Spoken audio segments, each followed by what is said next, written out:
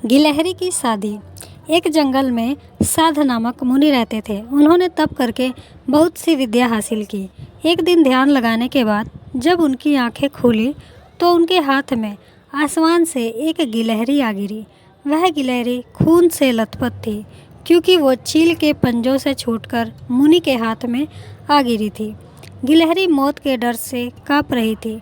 मुनि को उसके ऊपर दया आ गई। उसने सोचा, क्यों न इसे अपनी विद्या से अपनी बेटी बना लूं। मेरी पत्नी कब से संतान प्राप्ति की चाह रही है, लेकिन उसके भाग्य में संतान है ही नहीं।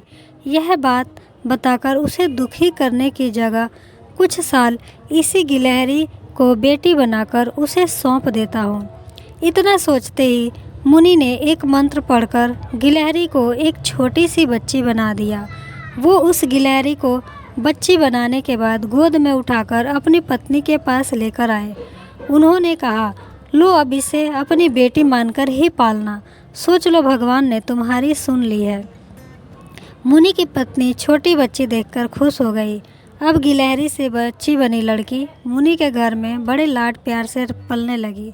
मुनि की पत्नी ने कुछ दिनों बाद बच्ची का नाम वेदांता रखा। मुनि और मुनि की पत्नी दोनों ने बड़े प्यार से वेदांता को पाला।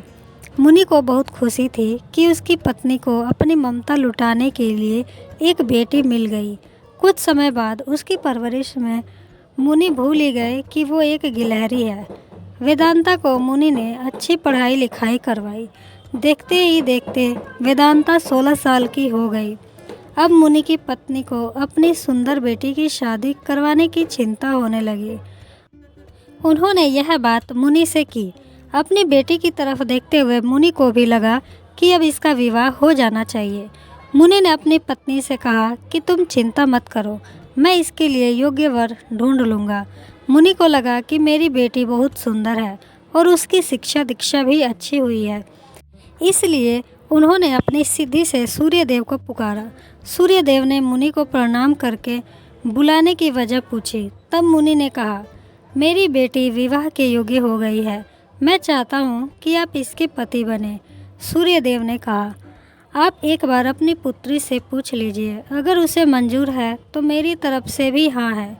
तब वेदांता बोली, पिताजी यह बहुत गर्म है, मैं इनके पास नहीं रह पाऊँगी और ना ही इन्हें देख पाऊँगी। मुनि ने वेदांता से कहा, कोई बात नहीं, हम दूसरा वर देख लेंगे। तभी सूर्यदेव ने कहा, हे मुनिवर, मुझसे श्रेष्ठ बादल है, आप उनसे बात कीजिए, वह मेरे प्रकाश को भी ढक देते हैं। मुनि ने अब बादल को याद किया। बादल गरजते हुए मुनि के पास पहुँचे और उन्हें नमस्कार किया। इस बार मुनि ने सीधे वेदांता से पूछा, क्या तुम्हें यह वर पसंद है? वेदांता ने जवाब दिया, पिताजी मेरा रंग गोरा है और इनका काला, हमारी जोड़ी अच्छी नहीं लगेगी।